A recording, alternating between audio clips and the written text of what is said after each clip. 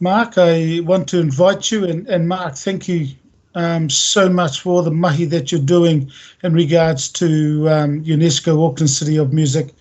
I know that you were there right from the beginning, even when I chaired the committee previous terms, and then Councillor Casey with her committee as well.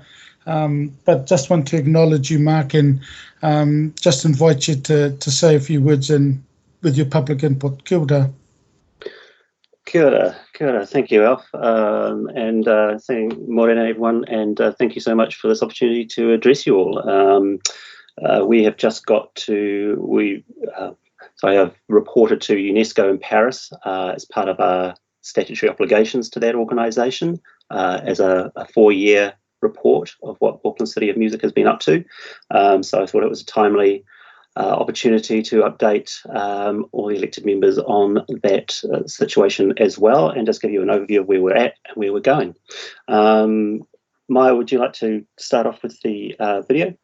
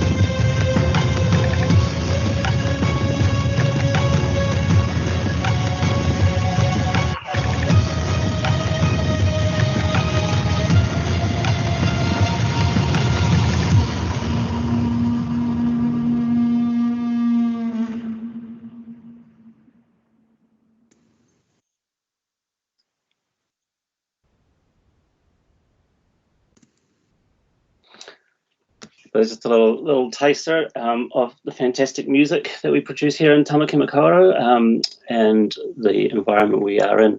I thought it might be useful. There's quite a lot of members and people on this call who probably weren't at the start, and it might be useful to give you a quick overview of where it all began. So Maya, if you go to the next slide.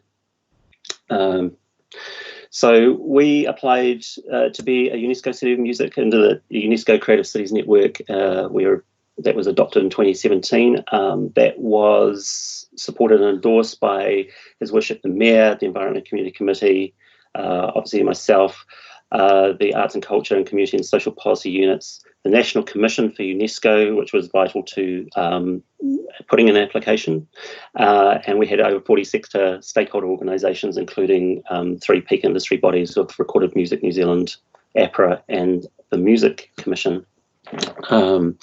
Next slide, please, Maya. The Auckland UNESCO City Music Council Group, the current support. So we are extremely grateful and fortunate to have a wide range of council partners in this journey. As you can see on there, the PACE Committee, the Service Strategy and Partnerships Unit, Arts, Culture and Heritage Unit, Community and Social Policy Unit, Auckland Unlimited support through their Creative Industries Unit, and Auckland Live and Eke Panuku Placemaking, all of which have been fantastic relationships over the last 4 years and continue to be so. Maya, next slide. Now, appended to this committee meeting notes is our quadrennial report. So that's a summary of the last 4 years. It's roughly the same as the report put into UNESCO at the end of last year, and it covers off on quite a wide range of the achievements and objectives and projects that we managed to accomplish. There's a small sample of photos in front of you at the moment. on the top left there, obviously the Mayor speaking at the strategy launch in 2018.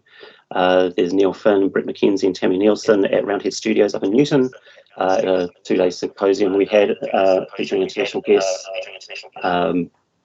Delaney Davidson playing at Whammy Bar, that was the winning photo for the Music Photography Award, which is a new initiative we established. Irene and Saya Falau performing at the launch of Volume South, which we did in conjunction with Auckland Museum.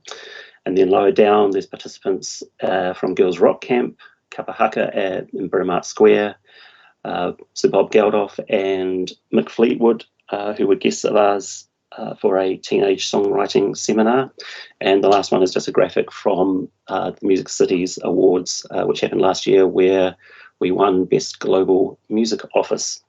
There is a lot more content in that Quadrennial Report, so if I could implore you to have a look through at your leisure. It's 60 pages, it's quite a read, but it's well illustrated, so it doesn't feel too onerous to read. Yeah, I'll pass it back over to you, Alf, if there is any questions you'd like to ask on that. Mark, look, thank you. And I'm going to put it out to see if there's any partai. So I'll do the 3-second rule as I always done. And we've got Councillor Coombe. Before Councillor Coombe, you ask your partai, I'm going to get Councillor Desley Simpson and Councillor Kathy Casey to move in second the input, and to also thank you, Mark, for not only your attendance, presentation, and Kalinda, if we could add work with the music industry in regards, and just want to acknowledge Mark for that, please, Kalinda. Thank you. So, Councillor Coombe. Tēnā koe e te hia mana, matua Alf, na mihi nui ki a koutou, e tēnei rā. Kia ora, Mark. Nice to see you here today, virtually. Thank you so much for this report and all of your work on establishing Auckland as a UNESCO City of Music. Before my time, I was a councillor, but it's been fantastic to see the progress, and the report just covers so much. And incredible what you've achieved, even through really trying circumstances of lockdowns. And I do have a partai, as well as just wanting to congratulate you and Sure. and Mihi for all your work. I just wondered if there was any. I mean, there's a lot of depth through the report and lots of things that you're getting support from council, and it's great to see your governance group representing so many of our best minds across council. But I just wondered, is there any specific support that you sort of feel that's missing from council group, or anything that you would like to bring to the forefront for us to be aware of anything that you feel that we could be supporting more strongly, particularly in response to how difficult COVID has made the live music industry and really challenged artists and creatives? Yeah, it's a really good point, Pippa. The live performance situation is obviously a tricky one to navigate. As you've seen from the central government response, large amounts of cash injection have been put into it to just cover losses. I think in terms of our recovery, though, there is no specific ask from council on that regard. The only thing that we would probably say is just that communication and support is required.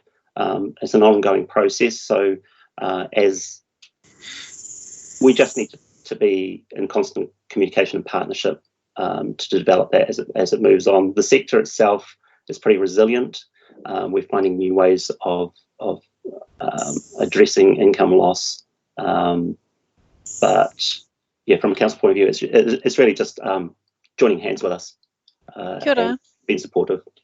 Thank you, Chair. Kapai. Thank you, Councillor Coombe. Councillor Casey. I'll remember to put on my my video this time. Mark, you were really quick about that award that Auckland and you have received from the Global Cities. Could you just tell the councillors a bit more about the competition to win the Global Music Cities Music Office Award, and what goes with that? And congratulations, and I'd like to move that we have a B congratulating you and on that amazing feat. It's great. Thank you. Yeah, it was something of a surprise. We were up against some pretty heavy competition. So I was also nominated for a public advocacy award as well, which I lost out to the chief executive of the Country Music Association and National, which gives kind of sense of the scale that we're dealing with. So I didn't mind losing out on such competition.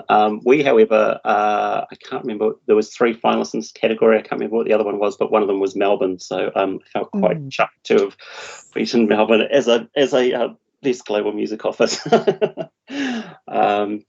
But yes, it was 10 categories for different initiatives, and from memory, they had something like 120 odd applicants for this, and they come from every corner of the globe.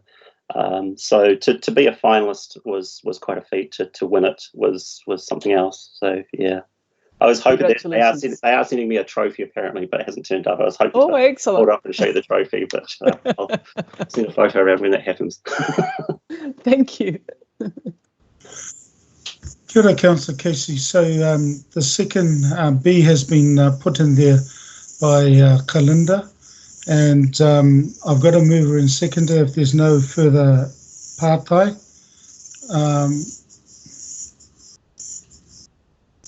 3-second rule's gone. So look, it's been moved in second, so I'll put the recommendation. All those in favour? Aye. Aye. Against? Carried. Mark, thank you again. Kia ora.